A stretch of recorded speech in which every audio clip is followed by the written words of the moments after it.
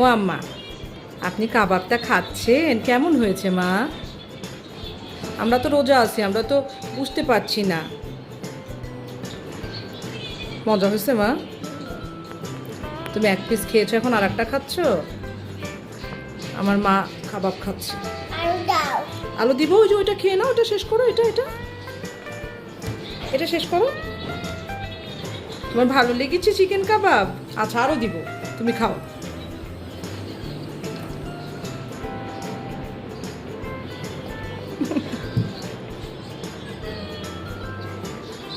ঠিক আছে, খাও তুমি মা।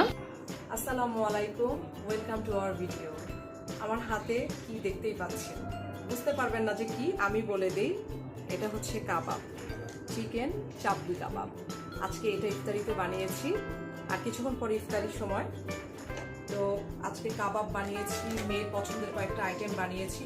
মোট কথা বাসার সবার যা যা পছন্দ সব তো আর প্রতিদিন করা হয় না, প্রত্যেক দিন এক একটা আইটেম করি।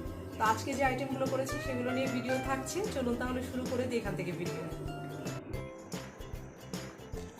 অনাইসদা আজকে রোজা আছে, আবার সেকেন্ড রোজা হবে আজকেও। তো চিকেন ফ্রাই আর ফ্রাইড রাইস খেতে চাইছে, সেজন্য চিকেনটাকে মাখায় নিচ্ছি।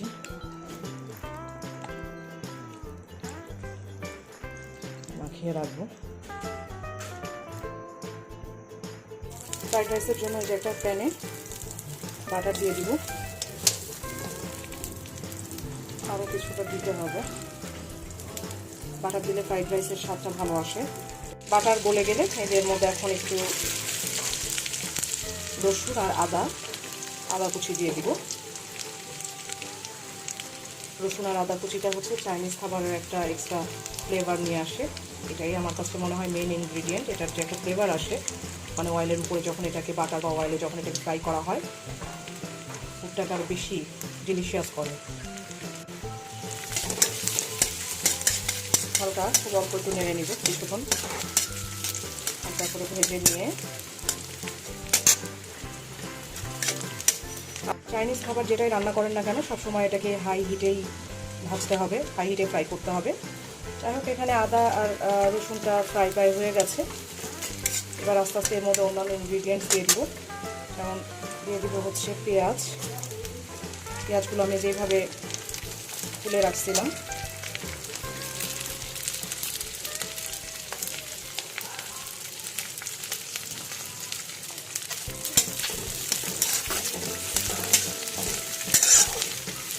এর মধ্যেই আমি যেটা দিয়ে দিব সেটা হচ্ছে অল্প একটু চিকেন।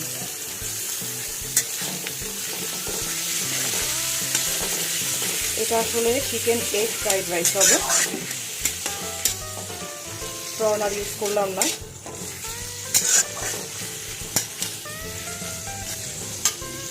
এটা একটু ফ্রাই হোক। এখানে 2টা ডিম আর একটু লবণ দিয়ে নিয়েছি, পাঁচটা ভেজে ফেলতে হবে।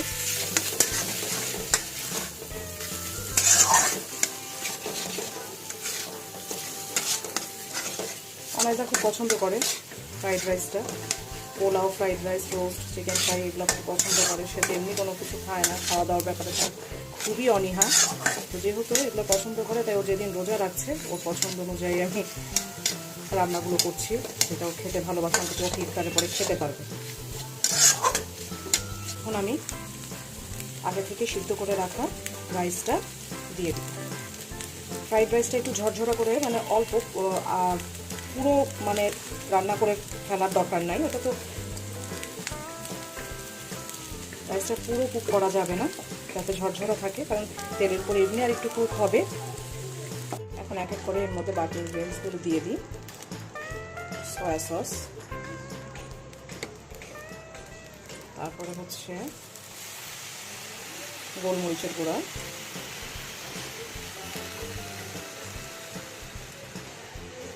সস দিব, এটা হচ্ছে টমেটো কেচাপ, আর দিব হচ্ছে অল্প একটু চিলি সস। খুব শর্ট পিরিয়ডে, মানে শর্ট নোটিসেই এটা বানাচ্ছি, কারণ বানানোর কথা ছিল না। আমাদেরকে জিজ্ঞেস করলাম যে কী খাবা, তখন বলতেছে ফ্রাইড রাইস সকালে উঠে। সো বাসায় যা যা ছিল তাই দিয়েই বানাই দিচ্ছি। ক্যাপসিকামটা নাই, ক্যাপসিকামটা থাকলে একটু ভালো হতো। নাই থাক, কী করার, সমস্যা নেই, যা যা আছে তাই দিয়ে বানিয়ে ফেলি। আর একটা জিনিস দিব, সেটা হচ্ছে একটু ভিনেগার। এবার সব একসাথে মিক্স করে ফেলি। যা যা দেওয়া সব হয়ে গেছে, এখন শুধু একটু কয়েকটা কাঁচামরিচ দিব, দিয়ে এটাকে ভালো করে একটু নেড়ে ভাজতে হবে বেশ কিছুক্ষণ। যতক্ষণ মানে যত ভালো করে ফ্রাই করা যাবে তত এটার স্বাদটা আরও বেশি বের হবে। আজকে বানাবো হচ্ছে চিকেন চাপলি কাবাব। এই জন্য এখানে চিকেন কিমা নিয়ে নিয়েছি। কিমার মধ্যে এবার একটু দিয়ে দিব হচ্ছে লবণ, এরপরে দিব হচ্ছে জিরা গুঁড়া,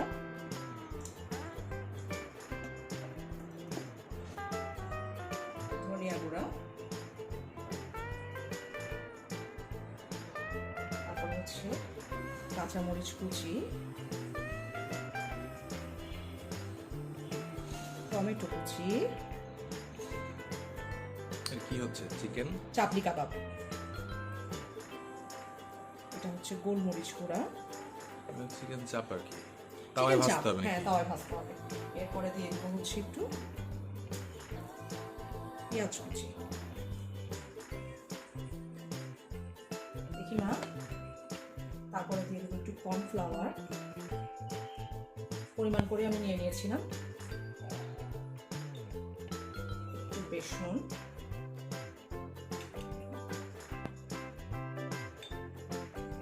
আর একটু আমি দিব সয়া সস, একটু দিব।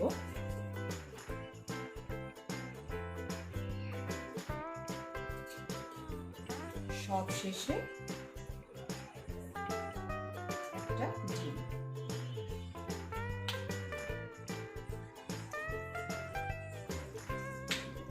বিফ কাবাব যেরকম ঠিক সেভাবে চিকেন কিমা দিয়ে চিকেন চাপলি কাবাব ভালো করে এটাকে এবার মেখে নিতে হবে। কিছুক্ষণ একটু বানিয়ে রাখবো গোল করে, না ম্যারিনেট হওয়ার দরকার নেই, এটা জাস্ট মাখিয়ে এটা বানায় ফেলতে হবে। বানানোর আগে হাতে একটু তেল দিয়ে নিতে হবে যাতে একটু ঠিক মানে স্টিকি না হয়ে যায়।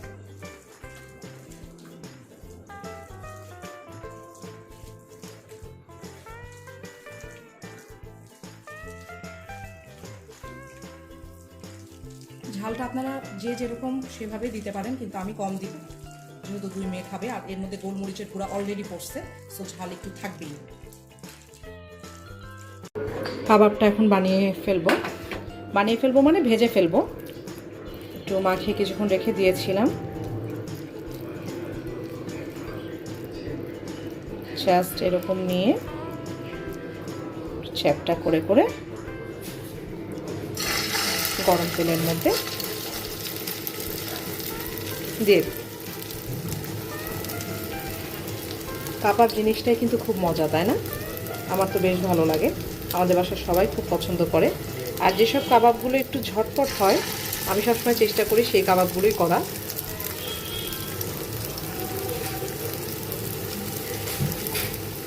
এটা যেহেতু এর মধ্যে চিকেন আছে, প্রোটিন, ভাজা পোড়া তো আসলে কমই খেতে বলে আমাদেরকে রোজার মধ্যে, সবাই সাজেস্ট করে।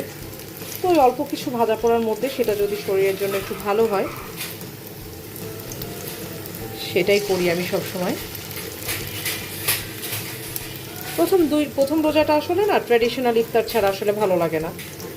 ট্র্যাডিশনাল ইফতার বলতে হচ্ছে পেঁয়াজু, বেগুনি, আলুর চপ এগুলো। তারপরে চেষ্টা করি এক এক দিন এক এক টাইপের। তো এই কয়টাই হোক আগে, তারপরে বাকিগুলো দিব। খুব সুন্দর একটা রং চলে আসছে, আমার মনে হচ্ছে এটা খেতে খুব ভালো হবে।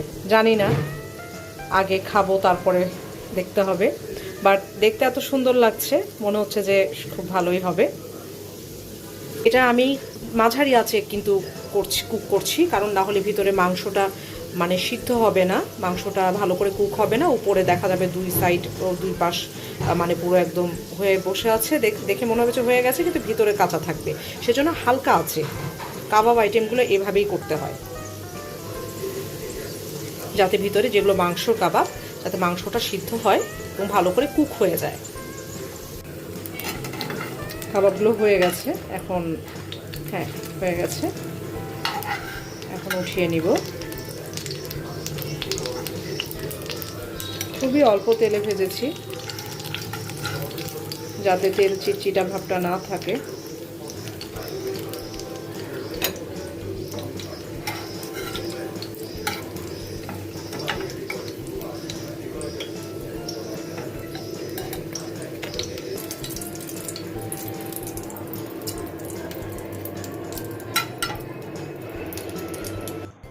তুই তো কিছুই খাচ্ছিস না মা। বড় রোজাদার একবার পানি খেয়ে ভুলে ফেলে। হ্যাঁ, তা যাই হোক, তারপরও রোজা ভাঙে নাই। আমি বলে দিচ্ছি, আবার মুখ করছে কেমন বান্দরের মতো।